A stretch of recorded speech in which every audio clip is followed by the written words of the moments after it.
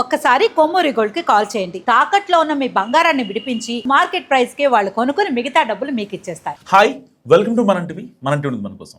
వైఎస్ఆర్ కాంగ్రెస్ పార్టీలో ఒక భయం కనిపిస్తోంది. గిరిజన ప్రాంతాల్లో పార్టీ పుంజుకోవడంపై ఆందోళన నెలకొంది. దశాబ్దాలుగా గిరిజనులు కాంగ్రెస్ సాంప్రదాయ ఓటు బ్యాంక్గా ఉన్నారు. ఏపీలో కాంగ్రెస్ పతనమై వైఎస్ఆర్ కాంగ్రెస్ పార్టీ ఏర్పాటు కావడంతో ఆ పార్టీ వైపు గిరిజనులు మొగ్గు చూపారు. 2014 ఎన్నికల్లో వైసీపీ అధికారంలోకి రాలేదు, కానీ గిరిజన ప్రాంతాల్లో దాదాపు అన్ని నియోజకవర్గాలను ఆ పార్టీ సొంతం చేసుకుంది.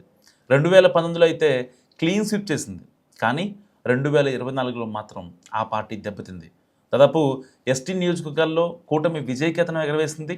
టీడీపీ ఆవిర్భావం తర్వాత ఆ పార్టీ గెలుపొందిన నియోజకవర్గాల్లో సైతం మొన్నటి ఎన్నికల్లో గెలిచింది కూటమి.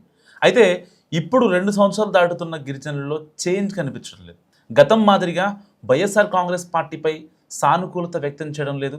అండ్ ఆ పార్టీకి ఇది నిజంగా ఆందోళన కలిగించే అంశం. ప్రధానంగా AP deputy CM Pawan Kalyan గిరిజన ప్రాంతాలపై ఫోకస్ పెట్టారు. అక్కడి గిరిజనులతో మమైకమై పనిచేస్తున్నారు. గిరిజన ప్రాంతాల్లో పెద్ద ఎత్తున అభివృద్ధి పనులు చేపడుతున్నారు. గిరిజనుల్లో క్రమేపీ మార్పు ప్రారంభమైంది. ఆపై వాళ్ళు వైసీపీని విభేదించడం స్టార్ట్ చేశారు. కూటమి పార్టీల వైపు అడుగులు వేస్తున్నారు. వచ్చే ఎన్నికల నాటికి గిరిజనుల సానుకూలత కూటమి దక్కే పరిస్థితి కనిపిస్తోంది. మరి ఈ పరిస్థితుల్లో వైఎస్ఆర్ కాంగ్రెస్ పార్టీ అప్రమత్తం అవుతుంది. మొన్నటి ఎన్నికల్లో కూటమి గిరిజనులకు హామీలు ఇచ్చింది.